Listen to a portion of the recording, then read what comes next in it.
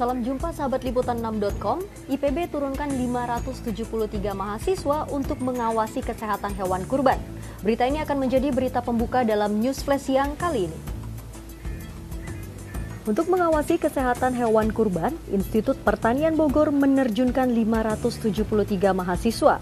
Mereka akan diturunkan ke wilayah Bogor, Depok, dan DKI Jakarta untuk mengawasi mutu dan kesehatan hewan kurban yang diperjualbelikan. Menurut Wakil Panitia Pemeriksa Kesehatan Hewan dan Daging Kurban IPB, Ardi Lasuno Wicaksono, tujuannya adalah agar hewan dan daging kurban yang dikonsumsi tidak hanya halal tapi juga layak, baik layak secara umum dan umur. Ia menjelaskan beberapa penyakit yang sering menjangkit hewan kurban, khususnya sapi, yakni orf atau keropeng di sekitar mulut, pink eye, dan stres di perjalanan dan di tempat penampungan. Ardi pun menyarankan pembeli agar teliti dalam membeli hewan kurban. Bergeser ke berita selanjutnya, 4.000 polisi bersiap untuk amankan demo guru honorer.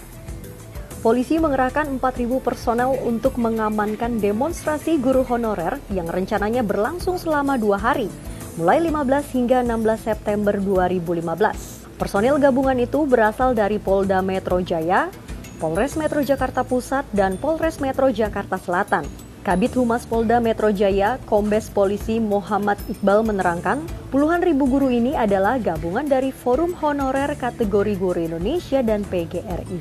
Tuntutan mereka adalah pemerintah segera mengangkat tenaga honorer menjadi calon pegawai negeri sipil.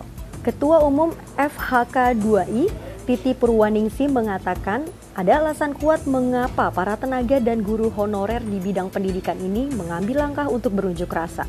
Ia menjelaskan sebenarnya para guru dan tenaga honorer kategori 2 telah melakukan tes untuk pengangkatan menjadi PNS pada akhir tahun lalu. Namun, tes tersebut diduga tidak transparan sehingga banyak guru dan tenaga honorer yang tidak lulus. Berita selanjutnya, menurut Menteri Siti, perusahaan bakar hutan tak pernah kena sanksi tegas. Kebakaran hutan dan lahan di Kalimantan dan Sumatera masih belum bisa teratasi.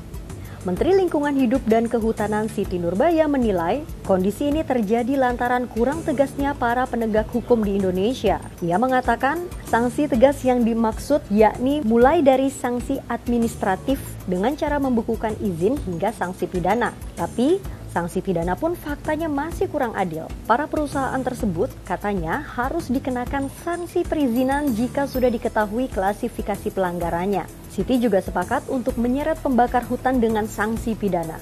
Ia menegaskan saat ini proses peradilannya berjalan terus. Dukungan dari Jaksa Agung sudah didapatkan dan konsultasi dengan Mahkamah Agung telah dilakukan.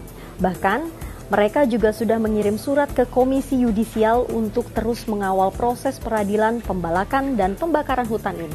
Informasi tadi sekaligus menjadi penutup dalam News Flash siang kali ini. Untuk informasi lebih lengkap, Anda bisa mengunjungi website kami di www.liputan6.com atau follow akun Twitter kami @liputan6.com, Facebook Liputan6 Online, dan Instagram @liputan6. Akhir kata saya pamit undur diri, sampai jumpa lagi di News Flash selanjutnya.